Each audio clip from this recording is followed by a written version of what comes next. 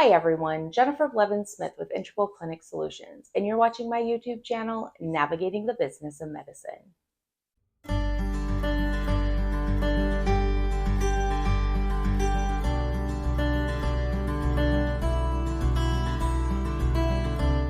Today we're going to discuss some of the important qualities of a good clinic manager. I have worked with a lot of practices where their office manager, clinic manager, however you title them, are not very strong, and the success of the practice is based off of that, unfortunately, in a lot of ways. And the failure to thrive, I should say, or the success is really reflecting on the qualities and the capabilities of the office manager that's in place when I work with them.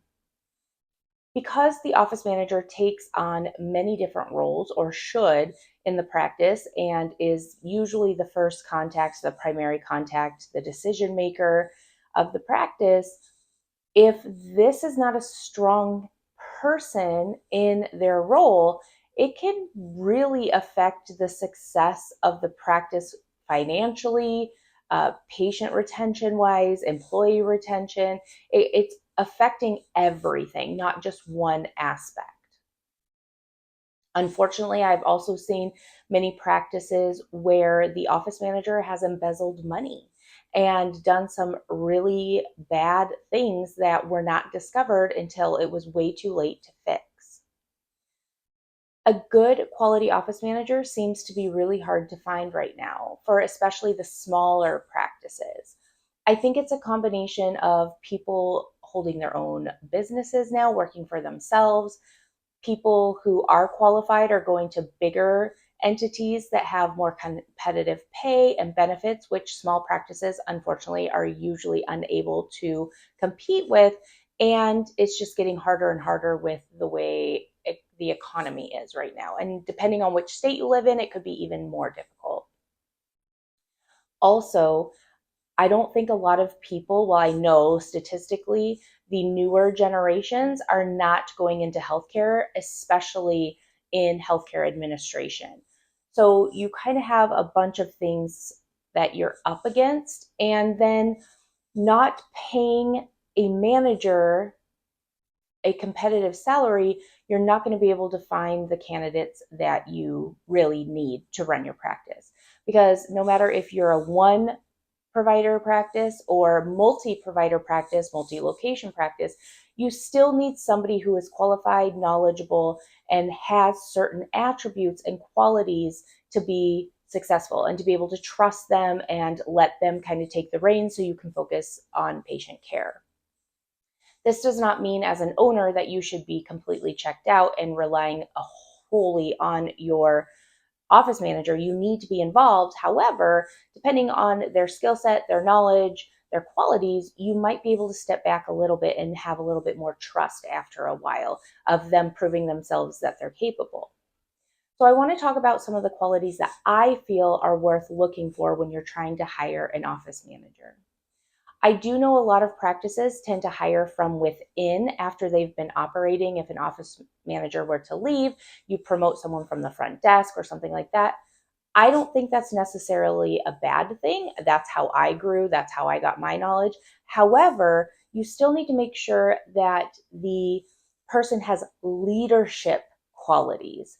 And that is sometimes hard to find. If someone has a certain personality, that it's not their nature to take lead, to be proactive, to be assertive in certain situations, even though they know the business, they know their roles, they can do some of the other things.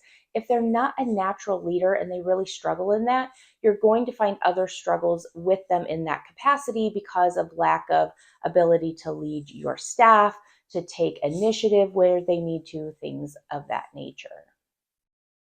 So the first quality you really need to be looking for is leadership, that they have the attitude, the capabilities, the gumption, if you will, to be a strong and good leader. And a lot of the qualities we're going to talk about today go with being a good leader, but people could still have these qualities, like I said, but they might not have that leadership capability. So keep that in mind. The second thing is this person needs to be really good at communication, not just verbal communication, but written communication and how they speak to people, their mannerisms, their nonverbal communication is huge because like 90% of our communication between one another is nonverbal. So if somebody doesn't have a very positive presence, they look upset all the time, they look like they're being bothered, even though maybe they're not, but they come across that way to people, it's going to discourage people from wanting to speak to them or get a bad impression. Even if the outcome was good, they might still walk away with a bad impression of that person and be less likely to want to talk to them in the future. And you don't want that. You need somebody who looks very warm and receptive and accepting and understanding when they're having communication, especially when there's any kind of adversity or disagreements. It's going to happen with patients, employees, providers. This person needs to be able to keep a level head. They need to be able to think clearly. They need to think before they speak. All this goes into very effective communication. A good clinic manager needs to be organized. They need to make sure that they are on top of things, that they know what they need to do and they're being proactive instead of reactive. This is something that if you've watched a lot of my videos, I believe in general in life is being proactive instead of reactive. But that's especially true for anyone who's in a leadership or administrative role, especially in a clinic, because being reactive could be very expensive in many different ways. So this person needs to be organized. They need to be forecasting. They need to be paying attention to the climate of healthcare, changes that are coming down the road, things like that.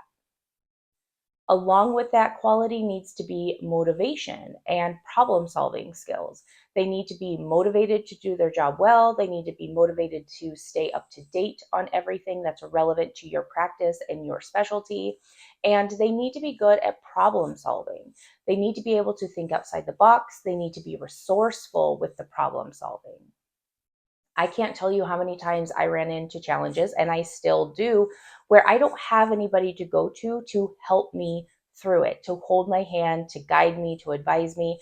I might have someone that I can bounce an idea off of or something like that. However, I need to know where I need to go or different avenues I can try to get the answers that I need. And sometimes you don't get the answers all in one spot. You have to put this together here and this together there, and then you wait for this one, and then you put it together there, and you kind of come up with your own thing. You need someone who is an independent thinker, someone who understands the industry really well to be able to problem solve well. That leads me to another quality. They have to know all the roles in your practice. They might not necessarily be able to work the roles, like they can't be a provider, right? They can't probably be a medical assistant or a nurse unless that is their background and they have the certification or licensure. But they should know the roles of everyone's job to be able to make sure they're doing what they're supposed to be doing, that they can explain it to somebody if they need to. And if it is in a role where they need to jump in and assist or help or cover because somebody's out sick unexpectedly or had a death in the family or something like that, they need to be able to be relied upon to jump in and be able to help. Of course, they're going to fumble through it a little bit because it's not something they do every day. However, this knowledge helps them be the strongest leader in the practice. The strongest leader should work the hardest, right? The strongest leader should be leading by example. And if you can't do other people's roles or explain or know what they're doing, how can you be a good job of supervising them? I was able to jump in billing. I was able to jump in the front desk. I was a medical assistant. I knew how providers practiced. I could anticipate what they were going to need because I knew their practice style. I knew how they wanted things with certain situations with patients. Yes, my medical assisting background helped me with that a lot. However, there are other things that not being a clinical person can pick up on and assist with if they need to. These are the things that your leader in the practice, your manager, should be able to pick up on and learn as well. My last two qualities are, I think, the biggest, and it's commitment to the practice, to the patients, to the employees, and attention to detail. I feel like all of this goes together, and it all seems probably pretty common sense. But unfortunately, I think sometimes when small practices, especially, get in desperation mode of looking for an office manager, they will make an exception to one of these, or they will say they can do this, but, or something along those lines. And in my opinion, attention to detail and commitment are huge, huge when it comes to the management role. Attention to detail. They have to make sure that everyone is doing what they're supposed to be doing, that patient safety is number one priority, that employees are covered when they get too busy or when somebody is out, that providers are feeling secure and not burnt out. They need to pick up on the subtle things that might not be in their face or obvious. They need to make sure that they can read the climate of the practice, not only with patients, but with the employees. Attention to detail, that intuition is really important. And some people have it and some people don't. Some people can develop it. It is possible after working in a practice and getting to know people. I'm not saying it's impossible. However, attention to detail, in my experience, is either a lot of people have it or they don't. And it's not a flaw if they don't, it's just a reality, and figuring out where their strengths are and if their other strengths make up for the lack of attention or detail. Depending on their role, like office manager, I don't think they can, but that is up to you as an owner. And the commitment, like I said, to the patients. Are they making sure that patient safety is number one, that patients are happy, patients are receiving the care that they should be? Are the employees happy? Are they doing their roles as expected? Are they cutting corners where it's inappropriate? And making sure that this manager is committed to improving and developing these staff and encouraging them to want to do their jobs well, because doing their jobs well makes patients happy and it makes patient safety better. Are they committed to staying on top of the changes in healthcare and going to continuing education and attending webinars and going to conferences? All of this is related together, and it's all things, no matter the size of the practice, that is important for having a successful practice, not only with, like I said before, patient retention, employee retention, but also financially, your bottom line.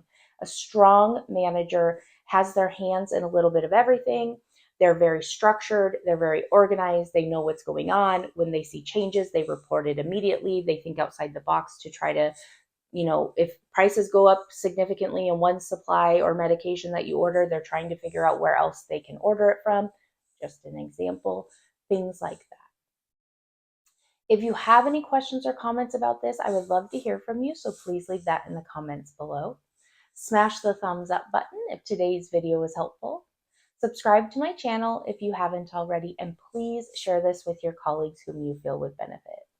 I appreciate the support, and we will see you next time.